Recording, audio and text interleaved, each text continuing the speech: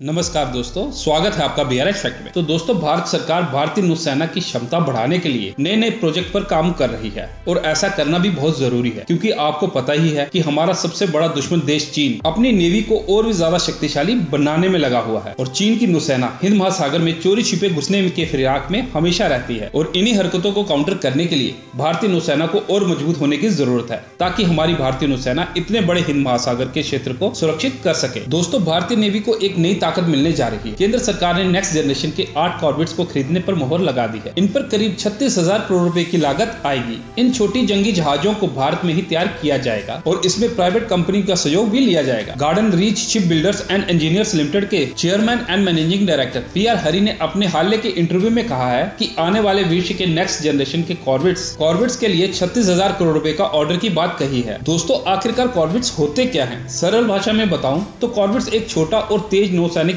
पोत होता है जो साइज में फ्रीगेट यानी कि युद्धपोत से छोटा होता है। ऐतिहासिक रूप से रॉयल नेवी ने 1650 के दशक में छोटे युद्धपोत का इस्तेमाल शुरू किया था। पहली बार कॉर्वेट वारशिप का जिक्र 1670 के दशक में फ्रांसीसी नौसेना से मिला था और अंग्रेजों की नौसेना ने इन कॉर्वेट्स का इस्तेमाल 1830 के बाद शुरू किया। दरअसल 18वीं और 19वीं शताब्दी के कॉर्वेट्स युद्धपोत और जहाजों की जैसे ही होते थे, जिनमें 20 बंदूकें लगी होती थी। इनका इस्तेमाल जंग के दौरान सैनिकों और साजो समाज ले जाने में इस्तेमाल होता था और व्यापारी भी इसका इस्तेमाल करते थे। लेकिन आधुनिक कॉर्वेट्स बहुत ही अलग तरीके के होते हैं। इनमें मिसाइलें, टॉर्पेडो और मशीन गनें लगी होती हैं जो पनडुब्बियों और एयरक्राफ्ट को भी मार सकती हैं। भारतीय नौसेना ने पिछली बार 2014 से लेकर 2020 के बीच मुख्य रूप से एंटी सबमरीन रोल के लिए 4 कैमोटा क्लास के एडवांस कॉर्वेट्स को शामिल किया था। हालांकि ये कैमोटा क्लास के corvettes anti submarine, anti surface operation दोनों को अंजाम देने के लिए अच्छी तरह से एग्जीक्यूट किए हैं, लेकिन सेम कैटेगरी के कॉर्वेट्स की तुलना में एंटी सर्विस रोल निभाने के लिए उनकी कुछ सीमाएं हैं और ये सीमाएं भारतीय नौसेना को अलर्ट कर सकती। बहुत ज्यादा इफेक्टिव कॉर्वेट्स विकल्प जो कॉर्वेट क्लास के कॉर्वेट्स में मौजूद बेड़े की तुलना में एंटी सरफेस रोल बेहतर ढंग से निभा सकते हैं। इन कॉर्वेट्स में एडवांस फीचर होने की उम्मीद है, जैसे कि पहले भी बताया गया है, प्लेटफॉर्म को एंटी सरफेस ऑपरेशन करने में सहायता करेगी और इन एडवांस कॉर्वेट्स की एक्सपेक्टेड नंबर 8 के करीब है और पूरे प्रोजेक्ट की लगभग 36,000 करोड़ रुपए की लागत आएगी। हालांकि इन कॉर्वेट्स का आकार भारतीय नौसेना की फ्रिगेट का आधा होगा, लेकिन इनमें पैरेलल फायरिंग की क्षमता होगी। इस प्लेटफॉर्म का मुख्य रडार IA अल्टा द्वारा EM/M2248FM स्टार S ब्रांड होगा। इन अगली पीढ़ी के युद्धपोतों के लिए मारक क्षमता बहुत ही ज्यादा महत्वपूर्ण होने जा रही है, जिसमें सतह से हवा में मार करने वाली ब्रह्मोस मिसाइलों की 8 सेल के साथ साथ एंटी सबमरीन ऑब्जेक्टिव के लिए 2 क्वाड 533 mm टॉर्पेडो ट्यूब्स होने की उम्मीद है। ये एडवांस कॉर्वेट्स डिफेंसिव ऑब्जेक्टिव के लिए बराक 8 मिसाइलों से लैस होगा। नेक्स्ट जनरेशन के इन कॉर्वेट्स का डिजाइन अधिक स्टेल्थ होगा और ये उन्नत इलेक्ट्रॉनिक वारफेयर सूट और अत्याधुनिक सोनार सिस्टम के साथ आएगा। दोस्तों, पीआर हरि ने अपने इंटरव्यू में भारतीय नौसेना द्वारा अगले पीढ़ी के स्टेल्थ डिस्ट्रॉयर क्लास प्रोजेक्ट 18 के लिए प्रस्ताव के लिए अनुरोध का भी उल्लेख किया है। रिपोर्ट के अनुसार प्रोजेक्ट 18 डिस्ट्रॉयर न केवल भारत का सबसे बड़ा डिस्ट्रॉयर होगा, बल्कि चीन का टाइप 55 डिस्ट्रॉयर्स जैसे वैश्विक स्तर पर सबसे बड़े ऑपरेशनल डिस्ट्रॉयर शिप के साथ कंपटीशन भी करेगा और इस प्रोजेक्ट की एस्टिमेटेड कॉस्ट 80,000 करोड़ रुपए यानी कि $9.6 बिलियन